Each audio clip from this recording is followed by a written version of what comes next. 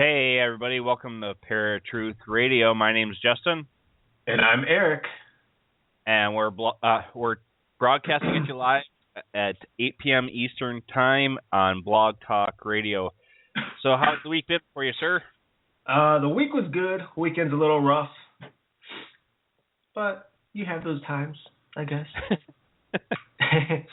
How was yours? All right.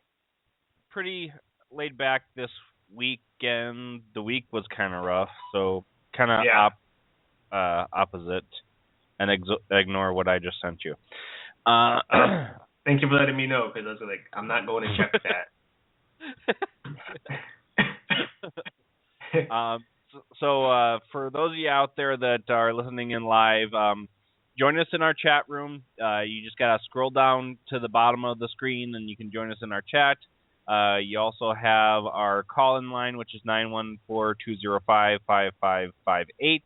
And you can ask us questions or give us comments in either the chat room or on our call-in number. And whenever we're not on air, you can also catch us on Facebook. You can catch us on Twitter. You can now catch our archives on YouTube. And we also have our Indiegogo campaign going one more week. So definitely get in there. We have only reached 1% of our goal, so we definitely want to get our goal so we can make our show much better for you, our listeners. Yep. So, tonight we are going to be talking about zombies, the zombie apocalypse, and comparing it to the biblical apocalypse, because there are many people out there that who are Christian that don't really know the biblical apocalypse compared to the zombie apocalypse. So,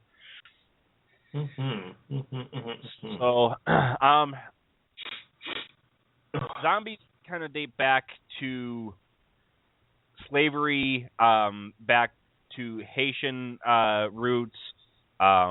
Most people believe zombies to be the Walking Dead, but the Haitian zombie from Voodoo is more along the lines of kind of like mind control because of a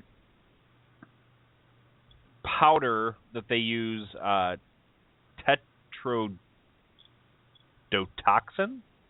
tetrodotoxin, whatever, however you pronounce that. And what would happen is it would give the illusion that these people were dead. Back in, it looks like 1907 is when they started using these rituals. There was no way to really detect if a person was dead, other than maybe a pulse or if they were breathing, and it would drop both of those down to the point that it would not be detectable. It looks like it even dates back to 1864 even, so it goes back a while. So these people would be buried alive by the voodoo priest or priestess, and then used for their own diabolical means. And since they were dead, of course, they would be perceived as the Walking Dead.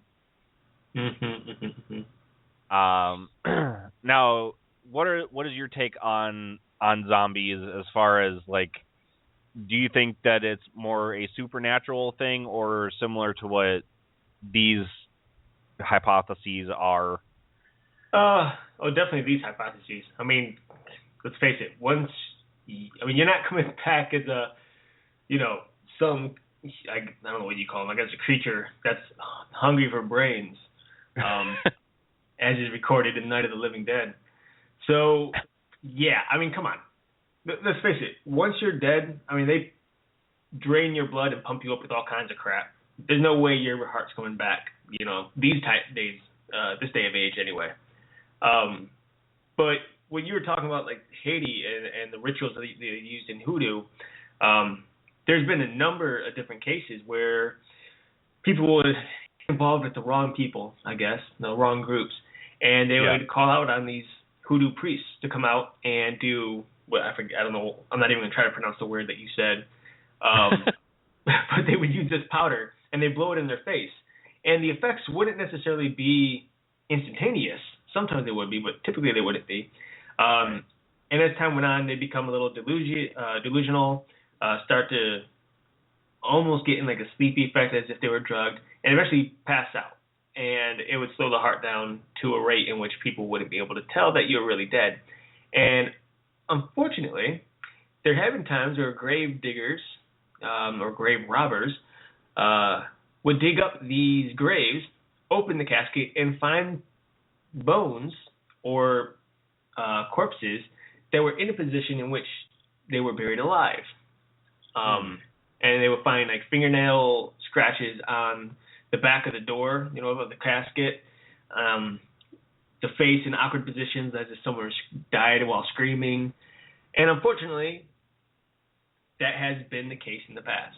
People die, they get buried, thinking they're dead, and then next thing you know, they wake up several hours later and no one can hear them because they're 6 feet under, which is part of the reason why, I don't know the exact date because I didn't look it up, but they used to have bells in the cemeteries, and when you were buried, there would be a direct line to the casket. So just in case you weren't really dead, you could go and ring that bell, and the grave, whatever they call it, can't even think what they're called.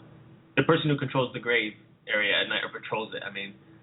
They're called the crypt keepers or the the groundskeepers of the cemetery. Okay, yeah. So the groundskeeper would hear these bells, and they would go out, find where the bell was coming from, and then sure enough, just dig these people right back up out of the ground.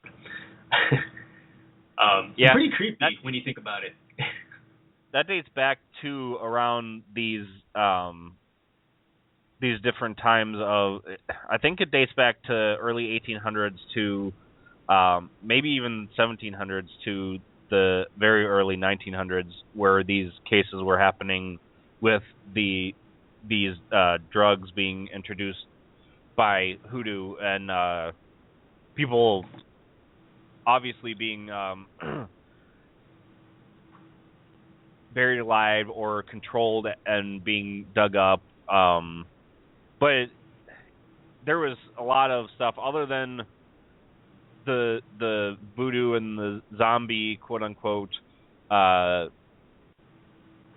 cases happening where people were thought to be dead, and lo and behold, they weren't. They were just either in a coma or they were in a deep sleep, and these people were put underground. And I don't know, to me, that's kind of a morbid thought. Like, you could have been buried alive back then, but don't worry, we'll give you a little string to pull on in case you're not. Right. So, in the zombie, I don't know what you can call it, fad of our generation, a lot of the stuff has been coming up in movies and books and about the zombie apocalypse. And I mean, there's groups out there that are getting ready for the zombie apocalypse, and there's even movies out there that are kind of glorifying zombies, like Warm Bodies was supposed to be a happy movie about the zombie apocalypse and how we change back into humans from zombies. Why do you think the zombie phenomenon is so huge in Hollywood and in the media right now? Because people are willing to pay money to see this stuff or read about it or whatever. I mean, for some reason, people have a sick and twisted desire to interact with the dead, in general. And we know that from the paranormal side. When you think of mediums and, other occultists who like to delve into that kind of stuff. But that's more of a spiritual death. So why not bring it to a physical side as well, and we'll start, believing that zombies are capable of walking among the earth, walking amongst us, which just, isn't even plausible, you know? Yeah. I think that there's a certain sense of fear that people have towards it, especially since, some people have Hollywood in general has treated it as more of a disease more than anything, and we see where in films and in books, if you get bitten by a zombie, you become a zombie. Which just, I don't know, I guess it can make sense. If we think back to like the werewolves and stuff like that, if you figure the diseases within the saliva, then sure, But come on, the reason, I don't know. It's far-fetched and ridiculous in my opinion. But I think in the end, it's just something that people fear, and they find it interesting. It gets them out of, I guess, in lack of a better term, it gets them out of life and out of reality. And they start to imagine something a little more interesting, I guess, than what life can sometimes be. And why not become this warrior that kills the dead? After all, you can't get in trouble for killing something that's already dead, right? Right. So, I don't know. Yeah. People are just twisted, man. And I think a lot of people are kind of obsessed with seeing their dead loved ones even after they're gone as well. So whether that's a spiritual death, as you said, and a medium talking to the spirits and whatever, or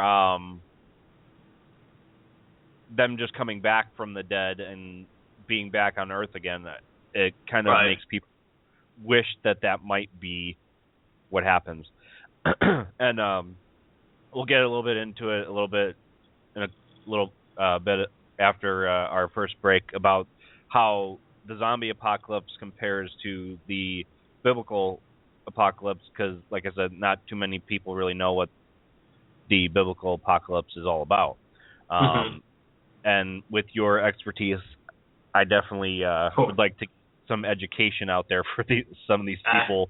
I don't know if expertise would be the best term, but... Well, you studied it. Come on, man. All right. And for all of you out there who are listening and have heard previous shows about Eric's background in ministry, or going to school for ministry, and his studies now, some of the movies that he's been showing me that they've been making are phenomenal. So definitely keep a watch out for his movies. They're going to be amazing. Oh, shucks. And after some of the dreams that he used to have, they're kind of probably going to be really frightening too. So. I'm still trying to think of how to put all that into words. It's one thing writing it all down in a journal, and I lost the journal so many years ago now, but it's I've been trying to come up with ways to actually put it into film, and it's just it's brutal. Well, how do you script something like that, I guess? Exactly. Without being called crazy or something. Yeah. I don't know. I'll figure it out one day. Well, you're going to be called crazy regardless, because,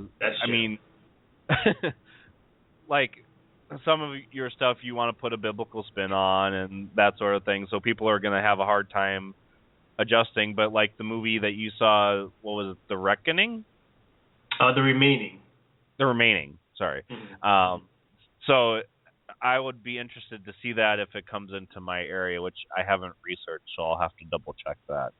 All right, folks, we're going to go to our first break here. We're going to go with a little bit of Eric's Random Fact of the Day and just a couple commercials, and we'll be right back.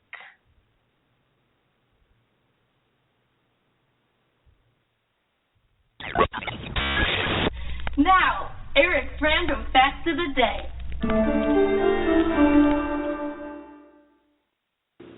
Ka-Bar, one of the most famous and popular knife manufacturers within the world.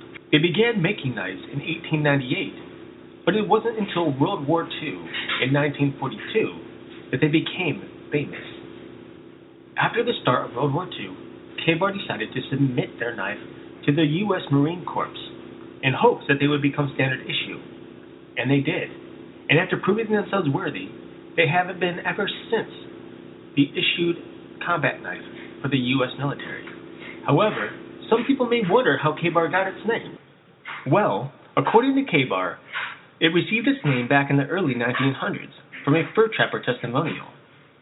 The fur trapper had written a note to Ka-Bar saying that he had jammed his gun when being attacked by a bear. The only self-defense he had was a knife that he received from the company some time earlier. The fur trapper wrote the note thanking the company for a quality knife that helped him to kill a bear. However, the only letters that were legible was K, A, and Bar. So, in order to honor the testimonial and the man who killed a bear, they named the knife Ka-Bar, which stands for Kill a Bear. This was Eric's random fact of the day.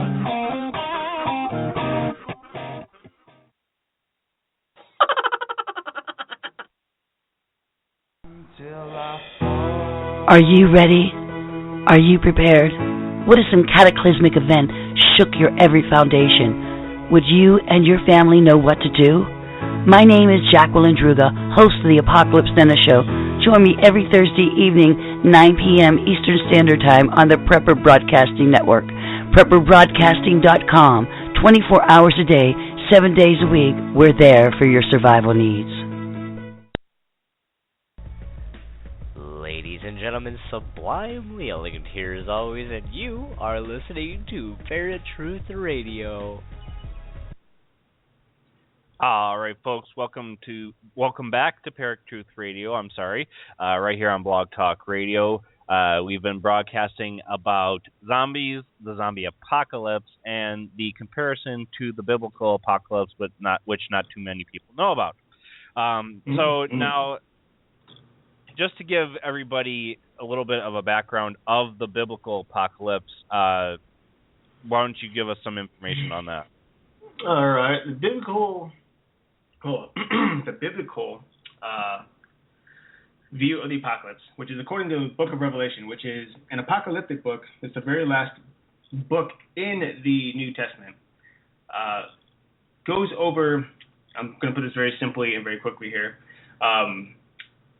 the day in which God brings judgment upon the earth and Christ comes back to fulfill his righteous place on the throne and with his people, in which Satan will be destroyed, the Antichrist will be destroyed, the false prophet will be destroyed, and all evil, period, will be destroyed and locked up forever. And then God and his people will live on the new heaven and in the new earth forever and ever.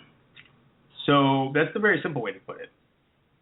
Makes it a lot easier for some people to swallow. Yeah. The Book of Revelation is by far the darkest book within the Holy Bible. It is brutal. It is terrifying. There are many people, even people who are non-Christian, who will, they'll come out and say it is a scary book, period. We're talking about death, famine, disease, war. We're talking about people getting their heads chopped off that don't submit to the beast, which is the Antichrist. And in the beginning, it starts off with 7 seals. I can't remember. But because of the numbers, I think it's 7. And because there's a number of seals that, I'm sorry, are you still there?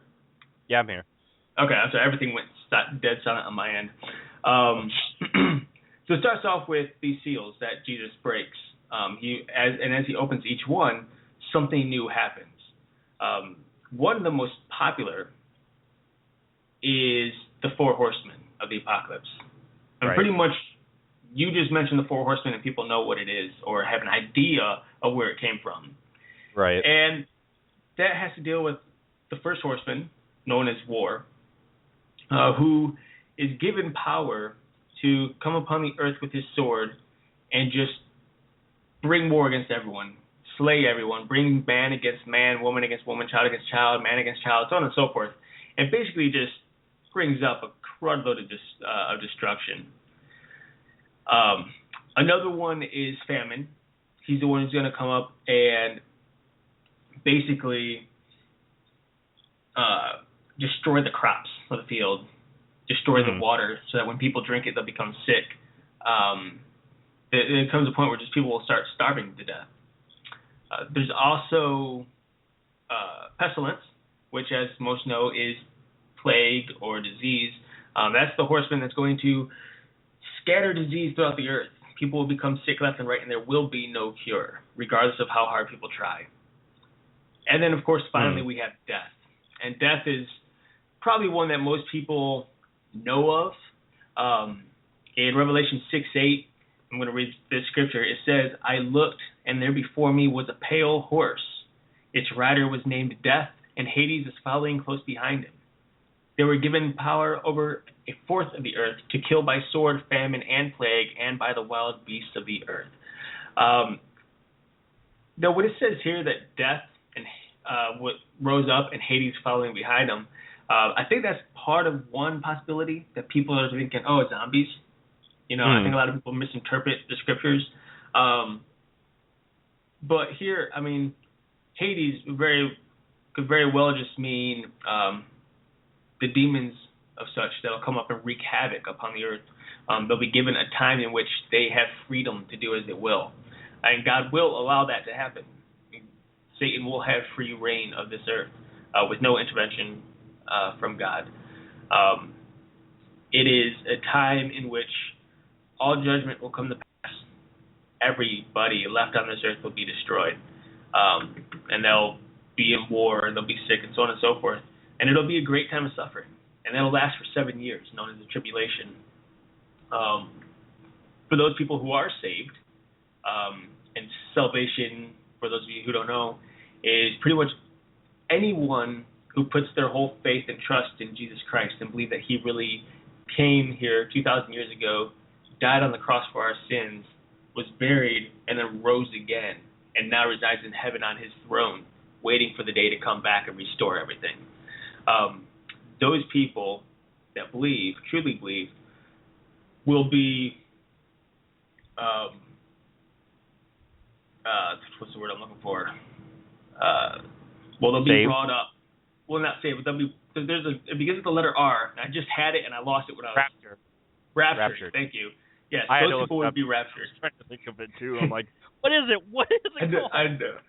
I always know what it's called, but I'll go to say it, and right before I say it, I lose it every time. I don't know why. I think there's just so many words that begin with the letter R. I'm like, wait, resurrection? No, that's not it.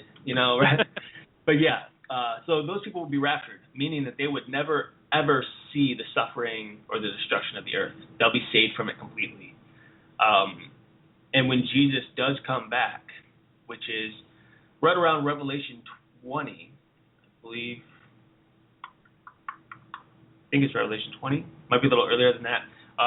He comes to earth on his white horse, and he speaks the word, and as he speaks, everyone left on earth, all the evil, just died. That's his sword, the words that he speaks.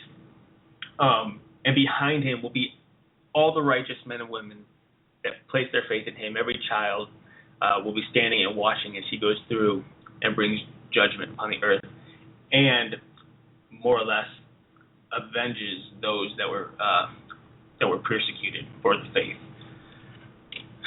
So, yeah, that's pretty much Revelation. It's a very dark time for many people, but it's also a great and glorious time for those that are saved, for as sick as that sounds at times. But it's hard to explain. You really have to understand the faith and, what it is to be a Christian to really see what the greater good is here. Right. But, like in my book, it is a good thing. It's a bad thing, and it makes me sad to think how many people will suffer and what it's going to be like.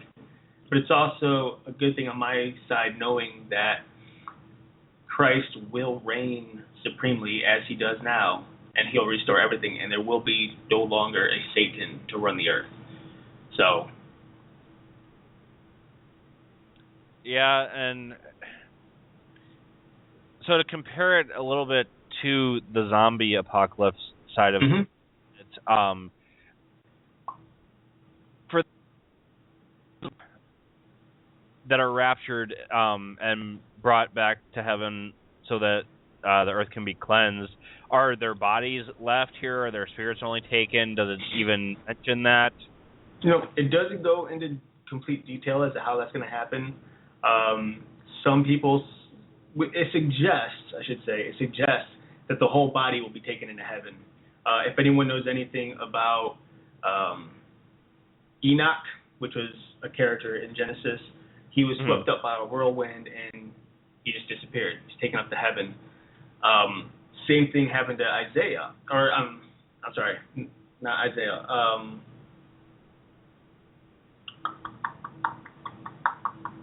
Sorry, I'm thinking. The Old Testament, I haven't read it in a long time, to be honest. That particular story. Elijah. Was by a river, and he too, being someone that was so faithful to God, never experienced death, as we will experience death. A whirlwind came down, swept him up, and he just disappeared into heaven. His whole body and everything is up there now. And it says that, according to Revelation, and you read it throughout the entire Bible, that one day God's people will be resurrected, meaning body and everything, physical form, we will be resurrected. God is capable of taking the bones in the graves and restoring them, taking the dust that, if anyone was cremated, and restoring them if they were once saved.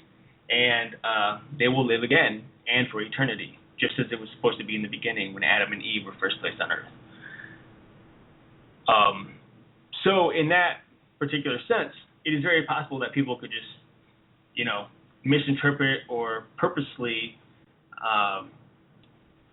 change facts around a bit to make it seem as if these people are zombies, because it's true, we're physically dead and they are coming back to life, but in a completely different form than what, those who believe in a zombie apocalypse would believe in.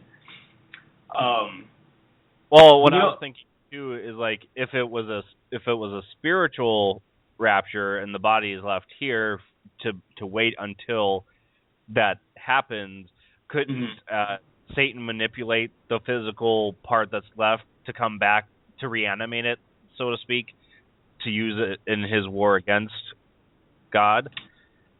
No, I wouldn't say so. That's way out of my. I can't say yes or no. But yeah, I know what you're saying. Out of speculation, I would say no. Typically, when we see, we've never seen someone or never heard of anyone dying and then coming back to life possessed by a demon. Right. And so, the majority, all possessions are with the living person. The spirit of that and soul of that person exists within the body, and the demon goes in and takes control. And they would be unable to do such a thing when that person's soul is gone. Now, of course, that's, again, speculation, because in the book of Genesis, in particular Genesis 6, it says that the sons of God, referring to angels, which we believe are demons at that point, were able to marry women, humans, that they believe were beautiful, and have children with them. And typically you would think that a spiritual being such as a demon would be incapable of impregnating a woman. But in this particular instance, it did. And there's a number of different speculation as to who exactly the sons of God were. But the term used in Genesis 6 is the same term used in Job chapter 1, in which the sons of God refers to angels.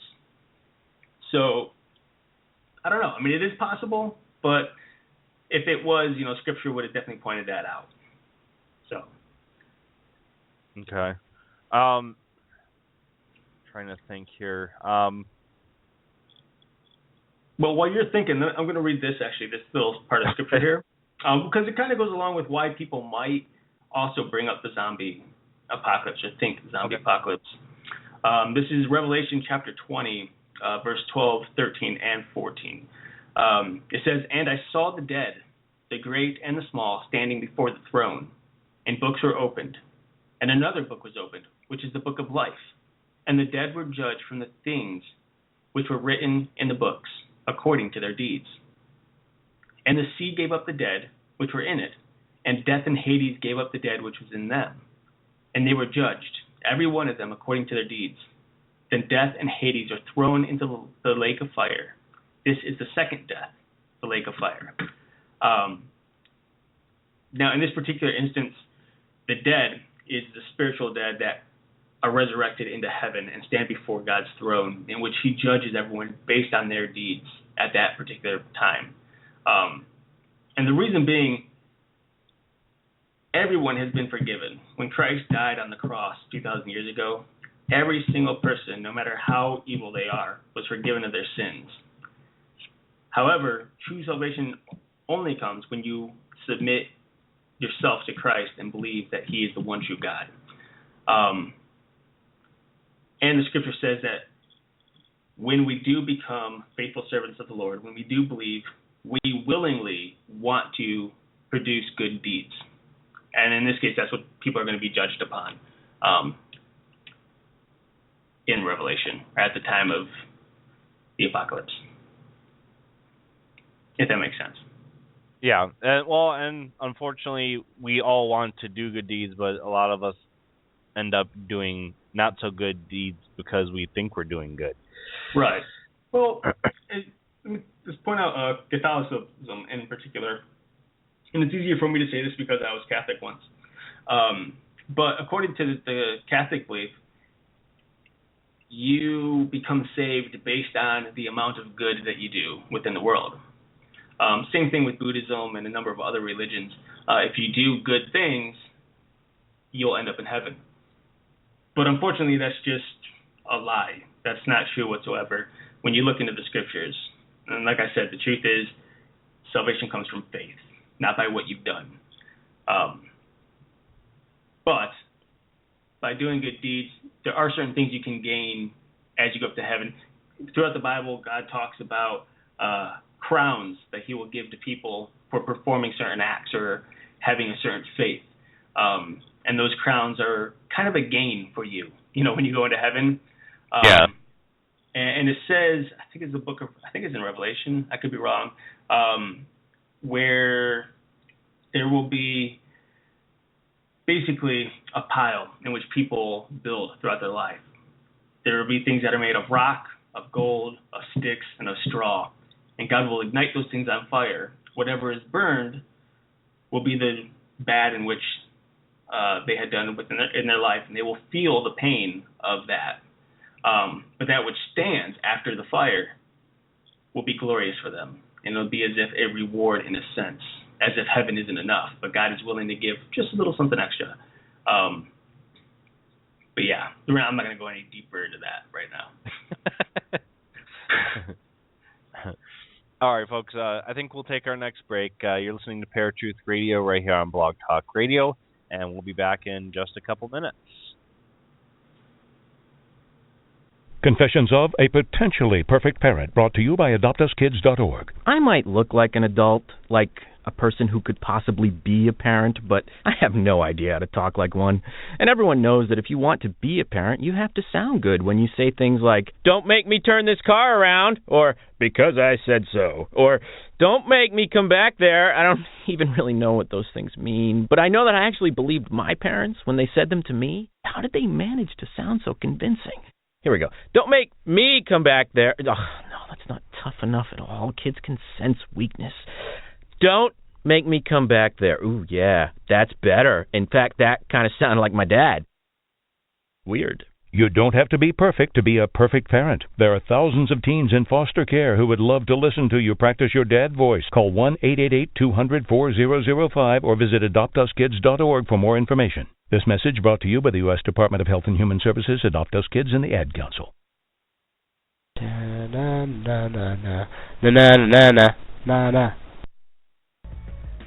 Ladies and and gentlemen, sublimely elegant here as always, and you are listening to Paratruth Radio.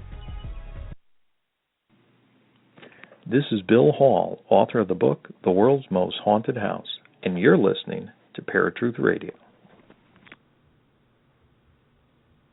Hello everybody, sublimely elegant here as always, and guess what? I know you. Well, no, we've never met, but I do know you. I know you love Minecraft. I know you love the internet. Now I also happen to know you love colorful language. So instead of moping around all day, why don't you head on over to my channel and satiate your deepest needs. YouTube.com/sublimely elegant.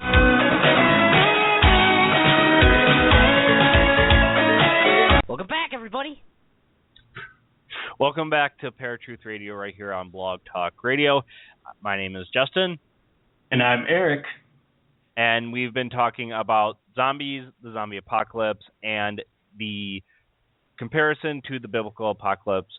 Now that all of you have heard the biblical apocalypse and the zombie apocalypse and what zombies are, even though we've only given a brief description of what zombies are, it really doesn't go into much detail as to what zombies are, because for the most part, these are fictional creatures. Other than the hoodoo involved with making people look like they're dead just to bring them back, and what they would be called is a zombie. That's not what fiction and film has taught us to believe, that these people were dead, came back to life in a sense, and are feeding on human beings.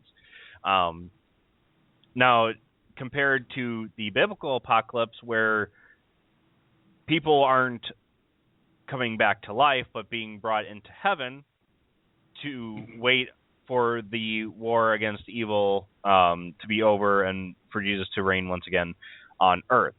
So, I don't know, comparison,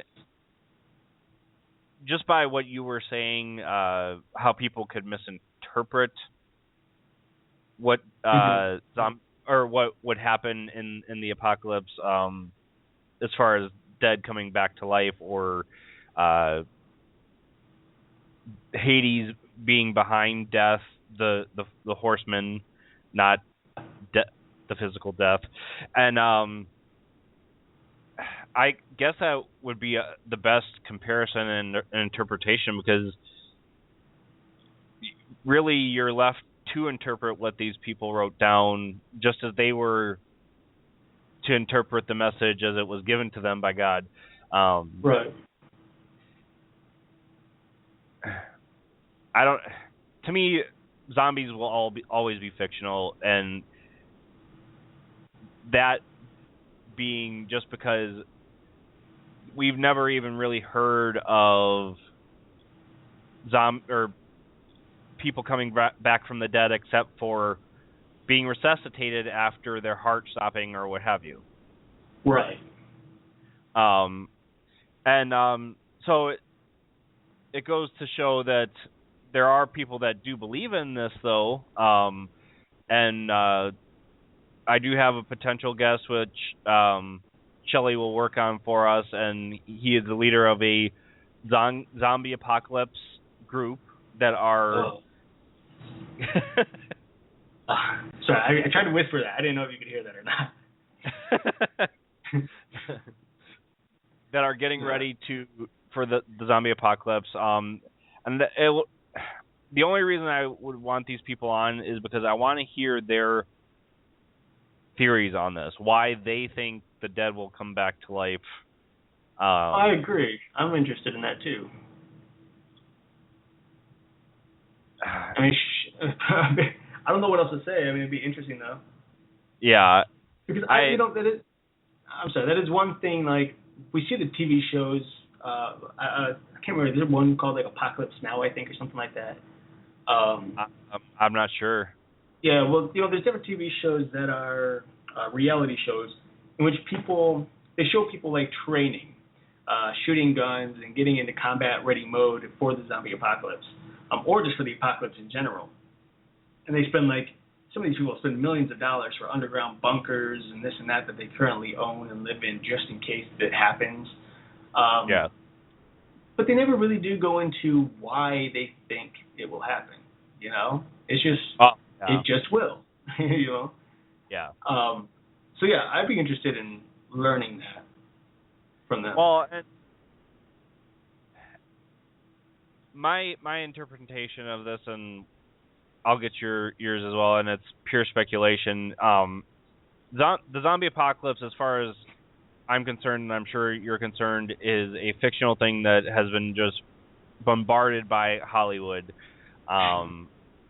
And yes, I would think that there are people out there, even though we may not think that they're maybe right in the head or just wishing something to happen, which is very disturbing as far as the zombie apocalypse is concerned.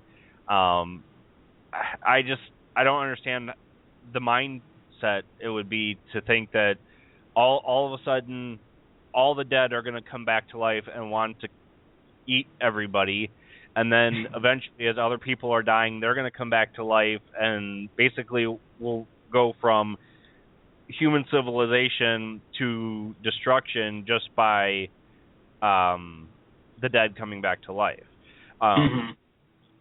Now, in any interpretation through Revelations, even though people could misinterpret it, is there anything in there that says the dead will come back to life and help Satan, or anything close to that? No. Or that they would attack humanity for deeds done to them or anything like that? No. Because, I mean, there are even Christians that believe in the zombie apocalypse as well. So. Well, yes. Unfortunately.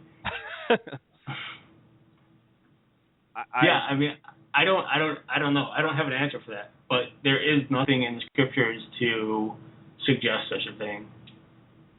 Okay. At least I haven't come across it, and I've never heard about it. So. And I've read through the entire book. So. Right. And have done studies for school that would bring any type of interpretation in that respect, I'm sure. Right.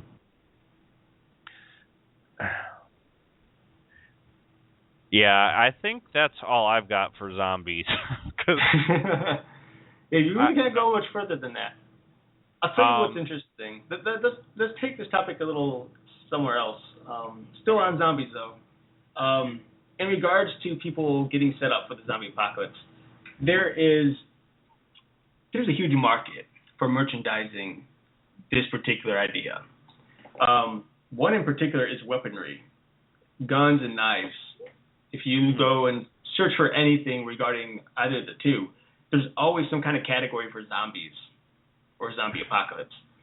And, I mean, I guess what's really sad is that people actually buy it. Yeah. Because just for the fact that, I mean, you can buy the same thing and that doesn't say zombie on it, you know? Yeah. But it's like, these zombie apocalypse weapons, the knives in particular, they typically come with like a black coating on the blade, so it's non-reflective, which would make sense. You know, a lot of military blades are non-reflective so that the enemy doesn't see them approaching when they're trying to be stealthy. However, with these zombie ones, even though they have that black coating, they tend to have bright neon green handles. And it just doesn't make sense to me at all as to why, when you're in the zombie apocalypse and you're fending for your life and trying to sneak around, you would have this super bright neon green handle that's screaming to everybody around you, like, hey, look at me, you know? It just doesn't make sense at all. But well, and that might be a huge marketing ploy by weapon companies to sell more of munitions, and to an extent I could see how that would work, especially with people being afraid of so many things, and even the zombie apocalypse fad is what I'm going to call it, because that's basically what it's been for, I'd say, at least a good 10 years. It's a good marketing ploy by them, and with things going the way that they have in America in general, where a lot of our rights are trying to be taken away, specifically the right to bear arms, that would be a way to get those things out there quicker before anything like that could be passed. Yeah. So, in my opinion, that is a very good marketing ploy, and I mean, look at all the different shows out there now too, like The Walking Dead, which is, I think it's a really good show, but it's one of those shows that is going out there to show what the zombie apocalypse might be like when it would happen. And you said there's a reality show of people already living in bunkers in case that happens. Yeah. So again, going back to Hollywood and fiction, it's a marketing ploy in a sense by a lot of these companies. Because I guarantee you, there's these shelter companies as well saying, "Oh, not only will it protect you from a nuclear holocaust, but it'll also protect you from the zombie apocalypse in case that happens too." Right. And that's actually the first I've heard of weapons companies marketing their weapons towards the zombie apocalypse. Oh, yeah. I mean, they've been doing that for years now. Oh. And I'm just amazed at how long these things have lasted. Yeah. Well, and like I said, at least 10 years. But, I mean, zombie movies go back to the 50s, roughly, I think. Because before that, it was vampires, werewolves, Frankenstein. So that idea, the zombie idea, is relatively newer compared to some of the movies that have come out. Yeah. Well, I think also a big part of it is the Walking Dead series, which constantly just makes people want to hunt zombies. So I mean, there's obviously a market for it. Yeah. It's just crazy to think that the market is still as strong as it is. Yeah. Well, I think that's all we've got, so I think we'll cut it short for today. Unfortunately, folks, we did have Brad Steger scheduled. Unfortunately, he had the flu and could not make it, so we'll definitely try and get him on again.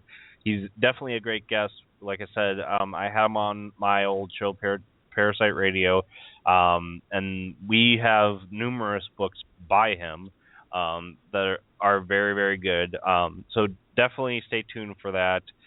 Next week, I believe we'll be talking about vampires, and that's another subject Eric and I love to talk about on a lot compared to werewolves. But and then the week after that, I believe I scheduled Mothman. And then we might have a break here this month because Eric and I are very busy with school and everything. So just keep you posted on that as well. I do want to play this for you guys really quick. All aboard the chupa chupa chupa chupa chupa chupa chupa chupa chupa chupa chupa chupa chupacabra train.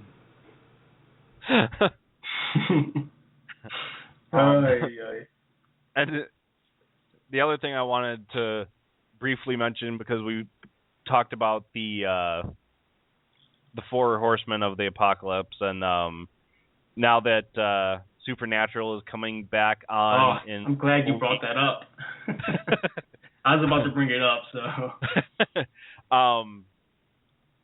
I liked their interpretation of, I think, did they cover all four horsemen? Yeah, they did. Okay. I liked their interpretation of it. Oh, that's right, because like War was in the red sports car, and Death was this really old guy. in a white Cadillac, and Pestilence was in a green beat-up buggy or something like that. And Famine, I can't remember what Famine was driving. Yeah.